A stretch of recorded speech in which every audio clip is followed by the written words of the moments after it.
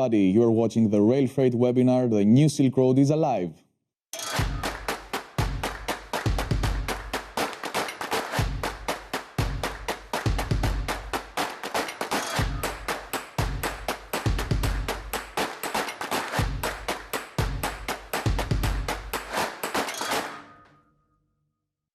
Good afternoon, ladies and gentlemen. It's Friday, 4 November.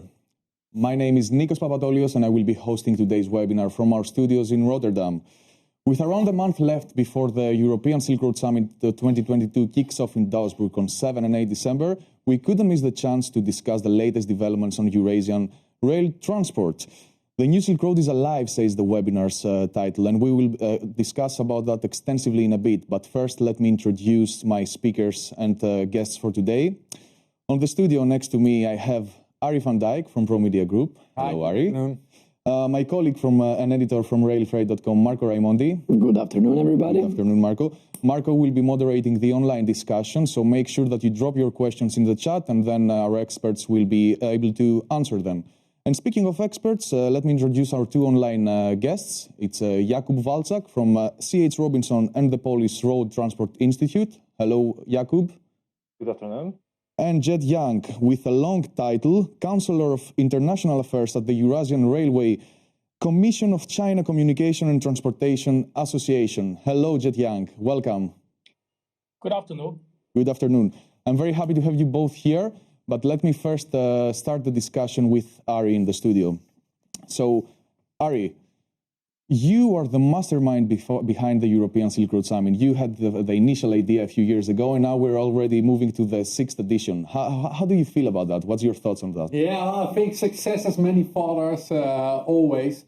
But the Silk Road Summit started really national here in the Netherlands. It's the Congres Zijderoute.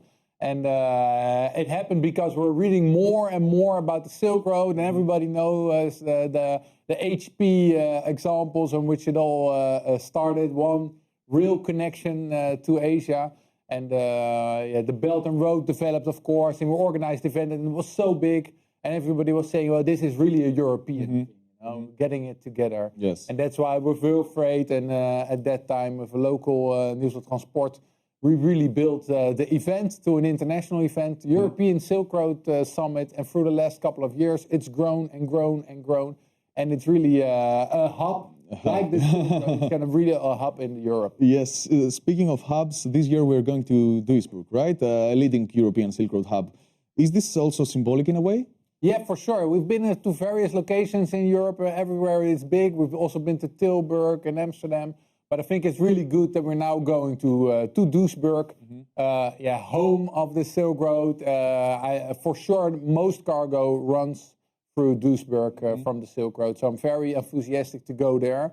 And it shows already we've got a lot of partners all situated there, wanting to do business there. So I think this will really be the most impactful event so far. Despite you not being a journalist, you're always very interested in the topics that we discuss about, and also you invest time to dive into them. So I'm wondering, which is a trending topic for this year that you're looking forward to discuss about and maybe learn things? Yeah, well, the Silk Road, of course, there's also always a lot of debate. At the beginning, nobody took it serious. Now it is serious, and now everybody's talking about reliability. Last year, we talked about the resilience of the connection. We, of course, had the supply chain crisis, the war in the meantime, and what we see is that the Silk Road stays alive. And I think with every hit the connection gets stronger, and we see now a whole network that's appearing. You know, so it's not one connection. We all know that you've got the different corridors, of course. But I'm very enthusiastic about it. Of course, all the concerns and topics we're going to talk about today as well. We follow them by heart, for sure. But I think building the network, that's my core enthusiasm. I'm really curious to learn how that's developing, what new cargo streams are going there, and it's of course very communicating with ocean freight. Ocean freight now is getting more cheaper, so but there was an enormous bottleneck developing. So a lot of new cargo forms found its way to rail. I'm hoping it will stay because I truly believe that rail is the future, not only for Silk Road, but also for continental transport. We really need to grow there. So in terms of sustainability as well. All right, and in your opinion, why should everyone come to this edition? What will it make special? Well, we always say there are two things that are very special. We've got the excellent program, of course, but for sure you just also need to come because we're really gonna build a party, a Silk Road party. Everybody is gonna come to Duisburg, all the big players, everybody involved. We're gonna meet, we're gonna network. We discussed we're gonna make longer coffee breaks, longer lunch breaks, having a networking dinner. So to really be also about as community coming together, you know? Exactly. And talking about moving forward, getting dangerous goods on the Silk Road, getting customs, getting bottlenecks cleared up. And I think we need to do that face to face. There's been a lot online going on, but now we're going to meet each other. We're going to meet each other in Duisburg. Exactly. And we will also dive into very technical topics as well so that we can provide information. We base this year's program in information exchange, so I think it's going to be very interesting. Looking forward. Us too, for sure. Ari, I know you're short in time. You're busy today, so thank you for being here and for your time. And we'll see you sooner than the Silk Road Summit, but for the rest, I think you're going to meet in Duisburg. Yeah, for sure. Bye. Thanks for coming. Thank you, Ari. All right, now off to our rest of guests, and I want to start with you, Marco, first. I want to ask you something because I want to set the context of the discussion.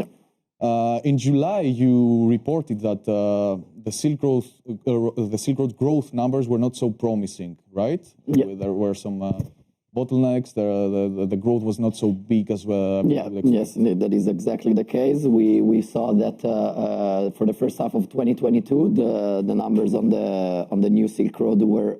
It was still a growth, but it was much slower compared to previous years, especially when compared to 2020. And we saw that the slowdown in the growth was both in total trains and TEUs.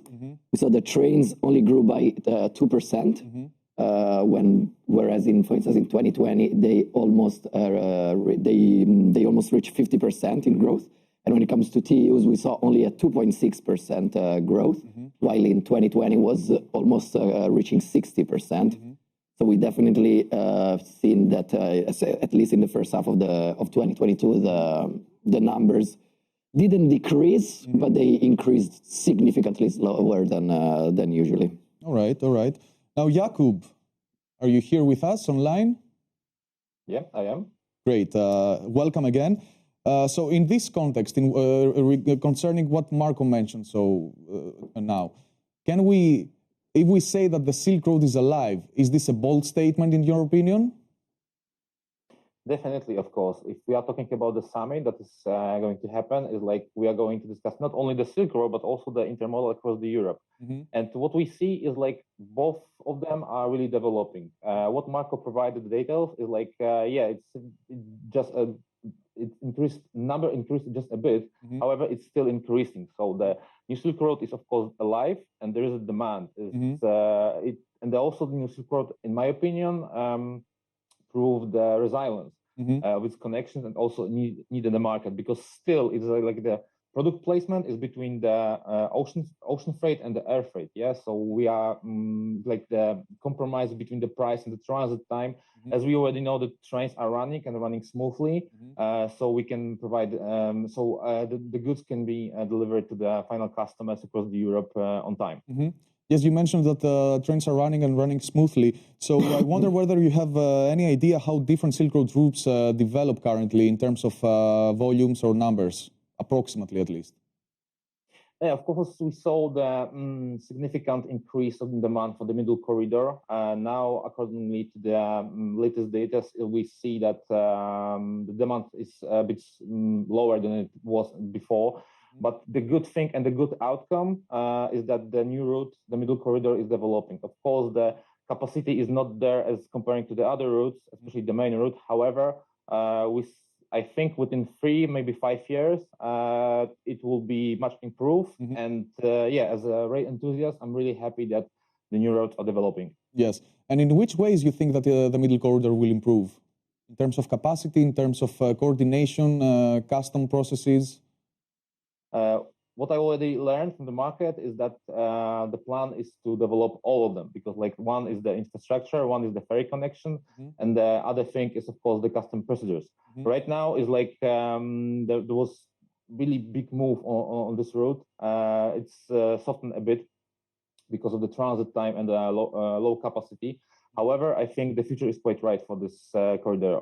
I don't think that it will take over the most part of the market because it's a longer route. However, it might be a very good option for the Balkan, as we are talking about, for example, Romania is like, thanks to the middle corridor, finally Romania has a direct connection. Yes. And in terms of the northern route, that also goes Russia, Belarus, and Poland. How do volumes look in this sense? Have they dropped significantly compared to last year? Well, currently we don't have the all the data and statistics for the whole year. I believe it will gonna be published on in January, so then we can match them. But what we see is like the transit time is really good. So actually, customers are still using this service, and it's quite popular. The most popular by on the new Silk Road, and running smoothly. Even though we had many challenges, it's the route is still alive, and the new Silk Road is alive. All right, all right. Jet Young, what do you think? Is the new Silk Road alive indeed? I think first of all, the new Silk Road will definitely be alive because we see even there is a decrease with the volume between China and Europe due to the crisis in Ukraine. But we see actually there are some small and medium-sized companies, especially in Central and Eastern Europe. They are continually using this route by Russia, for example. As mentioned by the previous colleagues. Just now, actually, the route actually is running very well, smooth, because we do not see any big issues in terms of security and the cargo safety. Right. But on the other side, we also have to see that some big companies in Europe, for example, big freight forwarders, they are let's say they do not want to use the route by Russia because of the compliance and the moral concern. Actually, from my side, I just finished a short trip in Europe, and I had a chance to talk with those companies, and we understand actually there is still this concern from their side. And then, meanwhile, I will say that because as one of the consequences of the sanction, we see there is actually the increase with the volume between China and Russia, for example. This is a result that transportation between Russia and Europe has been stopped. And meanwhile, Russia cannot buy, for example, many products from Europe. So they have to switch its purchase to China, which I think is leading to the increase for the railway transportation volume between China and Russia. So to conclude, I think, yes, the Silk Road will be alive. And from China's perspective, I think China still consider this railway transportation or this new Silk Road as one of the very important projects under this Belt and Road Initiative. And we see actually last year the volume was quite high because the demand was there. And this year, I think the total volume will still be something like 15,000 trains for the whole year. Of course, including the volume with Europe and also including the volume with Russia. Okay.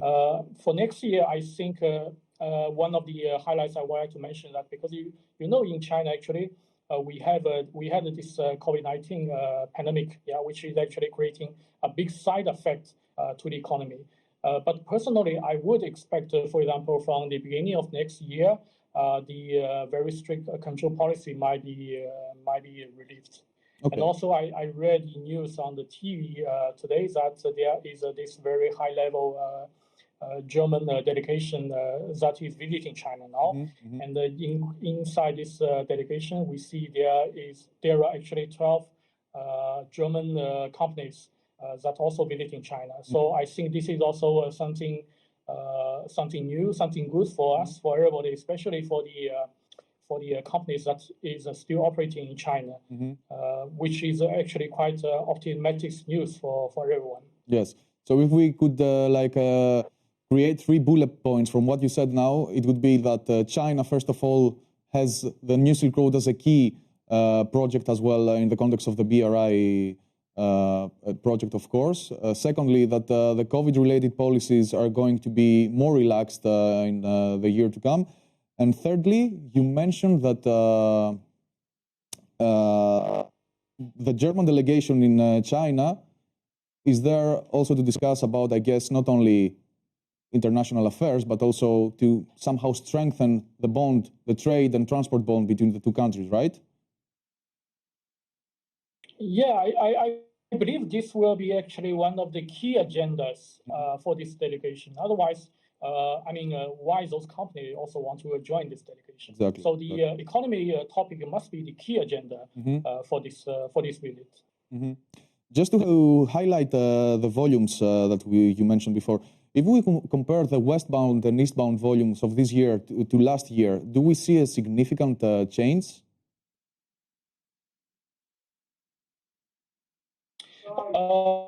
I think from this moment of time, actually, we do not have, for example, the figure announced from China's side regarding, for example, the volume, how much volume we decreased, for example, between China and Europe. But I read earlier from the media that actually from PKP side, it seems that there will be some roughly a 30% volume decrease for the volume via Brest and Mala, which is actually the transit volume between China and Europe. Okay. If they compare with what we used to have last year. So I think more or less the reality, the actual decrease between with the volume between China and Europe is something like that. Yeah, and as I said, actually, this part of loss is actually compensated by the increase between China and Russia because of these sanctions that I just mentioned. Yes, of course. Marco, do we have any questions from our online audience? We already have a question from one of our viewers, Mr. Tomasz Ostrowski. He's asking if the volumes are more or less the same as last year, considering that we passed 10,000 trains in August 2022. What is the current and expected situation at Malasevice, which is one of the most popular and debated location on the New Silk Road in Europe, with regards to bottlenecks and drawbacks to the development of the New Silk Road? A multi-leveled question. Maybe, Jet, you want to start first, and then we can give the floor to Jakub.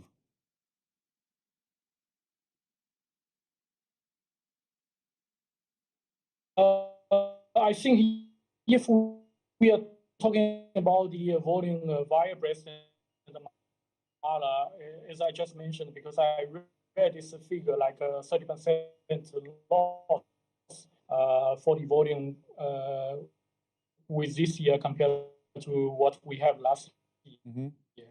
But meanwhile, we have a slight connection issue, Jet, so maybe you want to reset your connection? Actually, people are talking about this middle corridor, this Trans-Caspian corridor, which from, for example, from Kazakhstan's government side, actually, they have developed this. Now, I said volume via Brest and Mala, as I just mentioned, that I had this figure from the media earlier that we had this roughly 30 we used to have last year. Okay. Jakub, what is your take on that? First of all, the big news that already we all had at the market is that the European Union is not going to support the modernization of terminal in Malasevice. The investment was around 1 billion euros. However, Polish government is planning to make this modernization by themselves. They are going to announce the tender for this improvement. So nevertheless, the capacity should improve. What we see this year is like the transit time is better. So it's also the impact that the capacity at terminals, all 4 of them at Malasevice, already improved and still improving. Of course, one of the bottlenecks is that there's only one single bridge at the Bug River. So probably this one is the really key part to increase the total volume and the flow of the goods, because we need to keep it in our mind that we need to be prepared for another increase of the shipment that might happen maybe next year, maybe in 2 years, or maybe 3 years. This is what actually happened in 2020 when the COVID-19 spread across the world, and China was actually shut down for a couple of weeks. And after the opening, the Chinese market. It was massive, actually the skyrocketing demand for all of the transport services, and we faced congestion and on whole route, not only of course in the Brest-Mala, but in Kazakhstan, Mongolia, and also other Chinese borders. So definitely this is the right time for any upgrades and also investments in capacity and infrastructure. So probably this is going to happen. Of course, it's not taking like a couple of months, but this is the years actually. So this is going to probably happen. Right now, it was not officially announced the tender for this modernization, but probably it's going to happen by the end of the year. Okay, so if we are expecting another skyrocketing demand and a boom of new Silk Road services, then it means that with the modernization, but also the parallel investments that take place on the middle corridor, which are going to have a more long-term effect, maybe in the future we could say that the Silk Road would be more prepared for larger volumes, right? Definitely. What we experienced for the last couple of years, and what was mentioned by Marco, is that the volume was increasing by 50-60% year over the year. So definitely all the new Silk Road and all the parties need to be prepared for another increase. It's really hard to tell when we can expect such growth. We really wish to happen this in the next year, but we are not sure what is going to happen. But this is how the global supply chain works this way. This day is like we need to be prepared for everything, because like the model of the global supply chain for the last 2 years really changed. We cannot just create the new solutions. When actually there is a demand, we need to be prepared in advance. Jakub, I want to continue asking you some questions because apart from the geopolitical context that we are living in currently with the crisis and the war in Ukraine, of course, there are some more crises taking place. We have an inflation, the inflation rates skyrocketing.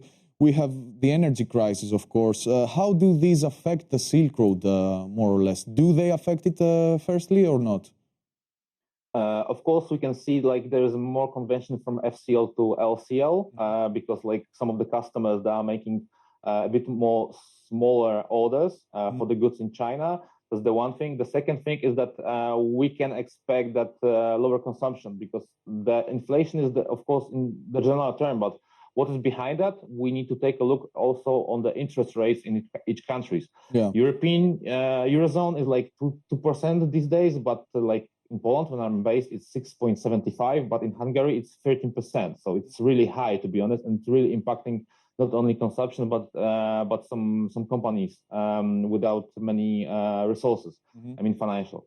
Of course, this one is to overcome by each player, but this might impact the global demand, not only for the rail itself, but other modes as well. Of course, as a big company, one global player, we are focusing on them not only on this trade, on the others.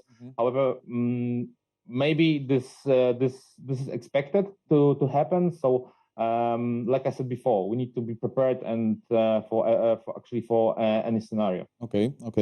And in Europe, we see things moving lately, also in terms of intermodal, also in terms of coal prioritization, for instance, in Germany and Poland. Have these developments, mostly focusing on regional European rail, impacted the Silk Road traffic?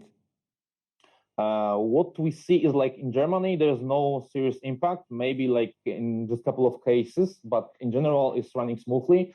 In Poland, it's a bit different story because like Polish national carrier is taking care of the coal transport only these days. I also prioritize in front of the passengers trains, what didn't happen before. But the coal is moving mostly from the seaports to the south, so not north-south. While the new Silk Road is moving from east to west. So, of course, in general, it's like there was less equipment available because like the national carrier of Poland is taking care of the one commodity these days. However, we have also the private market, and all operations so far is running smoothly. Okay, that sounds great, actually. Jet, do you agree with what Jakub said? There is no impact on Silk Road services because of EU rail-related policies. In this sense, what does China need from Europe, maybe, in your opinion? Jet, are you with us? I think basically I would agree with.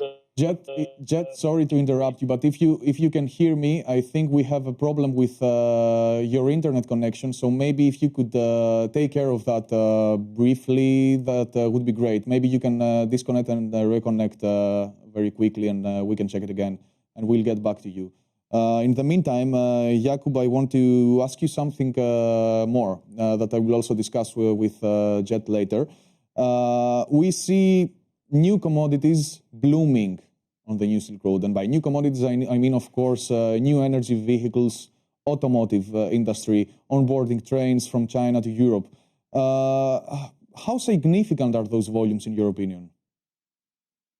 This is actually the really great news, because for many years we already struggling with the lack of possibility to ship by rail dangerous goods. Of course, in some cases, like wireless headphones and so on, really small batteries built in the commodity was allowed from time to time by some of the terminals to ship to the Europe. However, with really dangerous goods like the cars that have the large batteries, it was not allowed. So this, I think, we are approaching to the new commodities that we can ship by the rail, which is a really good news. And also, this might be a gate opener to ship other dangerous goods, of course. It's not like we can ship all of them by rail. And I think that liquid goods will be still problematic and not allowed by the Chinese government. However, this is also showing us that there is a demand for such goods, and it really might increase the list of the commodities that we can ship by rail, which is really great. And what other commodities could we see anytime soon on the Silk Road, maybe? Do you have any clue? Well, to be honest, I'm as a rail enthusiast, I would like to ship all of the goods by rail, as you already know. Of course. But I don't want to make any predictions so far because it's not my call at the moment, maybe someday. But I think that liquid goods will be still problematic, but maybe commodities with big batteries, like cars, for example, or others, classes will be allowed to ship by rail. Okay. Really looking forward to it. Us too, for sure. Is Jet back online, maybe? Great. Jet, can you hear us now? Yes, I can hear you now. Okay, great. So I was discussing with Jakub about new energy vehicles, and we're going to talk about that in a bit. But my question before that we started answering was whether do you agree with the fact that EU rail-related policies do not affect the Silk Road traffic? And maybe if you could give us a glance of what does China need from Europe in terms of policy and regulations? First of all, I would basically agree what was just explained by the colleagues here. I think from China's side, what we really need is to understand, for example, what European companies really think about this new Silk Road. Because as I mentioned, actually, we still have many big European freight forwarders and companies. They are refusing using, for example, the route by Russia because of the compliance or because of the moral concern. But meanwhile, some other customer also explains that they might have concern about, for example, the insurance, because they have a concern about their cargo safety for using the route by Russia. Yes. And I think because we are actually receiving many, let's say, many information from China via many, for example, the companies in Europe. But I think from China's side, we really need to understand the direct voice from Europe. What is exactly their concern of using this route? So it's because we see actually this situation in Ukraine is really creating a big impact to the railway transportation between China and Europe. Are Chinese companies and professionals concerned about the situation in terms of stability in the corridor? Actually, we do not have a bigger concern, especially for the corridor via Brest and the Mala, because we have been actually observing since the beginning of this crisis until now. Actually, from China's perspective, actually many Chinese companies they are continually using this corridor. For example, the new energy vehicles, as just mentioned earlier, and also we have some e-commerce volume from China to Europe. So actually, we see this corridor is actually running well via Brest and the Mala. All right. But what really matters is that we are really losing many volume from European customers. So westbound volumes are dropping in this sense, right? Yes. Okay. And that's also, of course, because of the northern route not being preferred compared to other routes. Marco, you want to ask something? Yeah, and speaking of that, our own Cheng Fan Zhao has a question for Jet Yang, our colleague from RailFreight. He's asking, in talking to companies in Europe, did you get the impression that they're willing to come back to the new Silk Road? This is actually exactly the question I was just addressing, because from China's side, we really need to understand what exactly is the concern from European company. Are they willing, especially for those big European companies, are they willing to come back to this new Silk Road? Mm-hmm. Because we see actually the route itself is actually safe. Yeah. Mm-hmm. Yes, I think it's also a matter of who applies the sanctions, how the sanctions are applied. It's quite complex. Yeah. We know that already, but from my experience and from talks that I have had with professionals, people are indeed interested in getting back to the Silk Road. The big question is how.